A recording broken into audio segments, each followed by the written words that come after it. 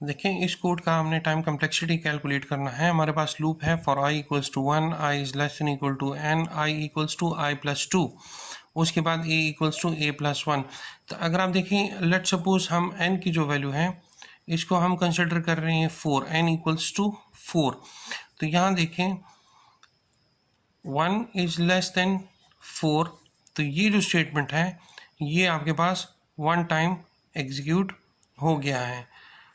Condition true है तो ये कोड एग्जीक्यूट होगा, तो ये कोड भी आपके पास वन टाइम एग्जीक्यूट हो गया है। कंट्रोल यहाँ से यहाँ शिफ्ट होगा, तो अब i की वैल्यू आपके पास क्या हो जाएगी 1 प्लस 2, तो ये 3 हो जाएगी। That means 3 is less then 4, तो ये स्टेटमेंट दोबारा एग्जीक्यूट हो गई है। उसके बाद जब कंडीशन ट्रू है तो कंट्रोल इधर शिफ्ट होगा और ये लाइन एग्जीक्यूट होगी। इसके बाद कंट्रोल वापस लूप में शिफ्ट होगा, तो 3 प्लस 2 इज 5। यहाँ की कंडीशन चेक किया जाएगा, 5 इज लेस देन 4, जो कि गलत है, बट ये लाइन तो एग्जीक्यूट हो गई है, तो +1 ये काउंट होगा। जब ये कंडीशन गलत है तो ये यहाँ पर कंट्रोल शिफ्ट नहीं होगा, तो ये लाइन एग्जीक्यूट नहीं होगी।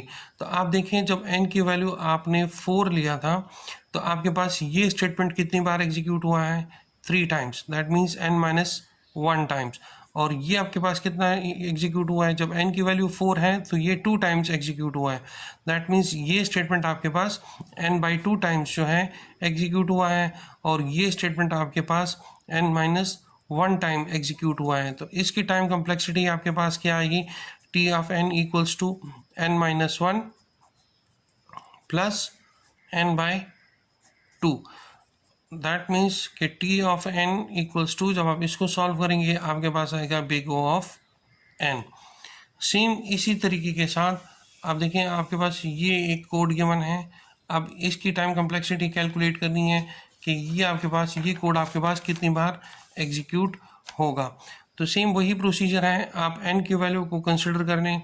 लेट सपोज मैं n कंसिडर करता हूँ n इक्वल्स टू 40, ये मैंने अपनी तरफ से सपोजिशन की है।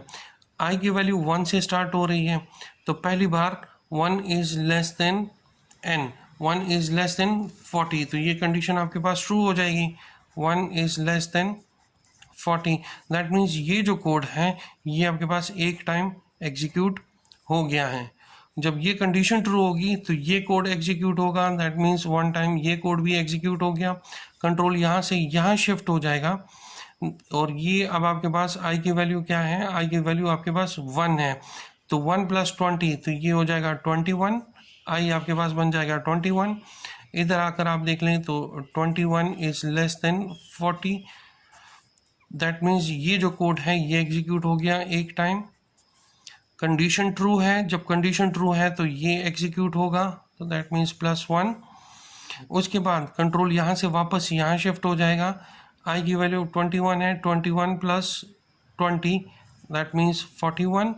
यहाँ आके कंडीशन चेक किया जाएगा, 41 इज लेस देन 40, जो कि कंडीशन फॉल्स है, बट ये तो एग्जीक्यूट हो गया, दैट मीन्स +1। जब कंडीशन फॉल्स है तो ये अब एग्जीक्यूट नहीं होगा। तो आप देखिए, जब हमने n की वैल्यू को 40 कंसिडर किया था तो ये स्टेटमेंट हमारे पास 3 टाइम्स एग्जीक्यूट हुआ है, और ये जो स्टेटमेंट है ये मेरे पास 2 टाइम्स जो है एग्जीक्यूट हुआ है।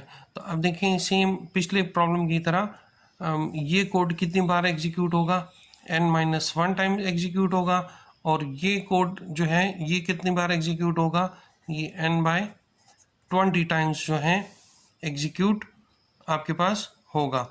दिस विल बी n-, तो इसको देखें, ये लाइन आपके पास कितनी बार एग्जीक्यूट हुआ है 3 टाइम्स। दैट मीन्स अगर हमने n40 लिया था तो ये कोड आपके पास 3 टाइम्स एग्जीक्यूट हुआ है। तो इसको मैं कैसे लिख सकता हूँ, दैट मीन्स n/2 - 1, तो ये कितना हो जाएगा, ये आपके पास हो जाएगा n/20 + 1। इनर मोस्ट स्टेटमेंट से एक दफ़ा ये स्टेटमेंट जो है ज़्यादा एग्जीक्यूट होगी। तो अगर इनर स्टेटमेंट आपके पास n/20 एग्जीक्यूट हो रहा है तो आउटर मोस्ट स्टेटमेंट आपके पास n/20 + 1 टाइम एग्जीक्यूट होगा। जब आप इस कोड की टोटल टाइम कम्प्लेक्सिटी कैलकुलेट करोगे टी ऑफ एन, तो दैट मीन्स कि एन बाई 20 प्लस 1 और प्लस एन बाई 20। जब आप इसको फर्दर सिंप्लीफाई करेंगे आपके पास इसकी टाइम कम्प्लेक्सिटी जो आएगी वो आपके पास आएगी T of N equals to order of N times. I hope आपको ये समझ आ गया होगा। प्रैक्टिस के लिए कुछ और एग्जाम्पल्स सॉल्व करेंगे।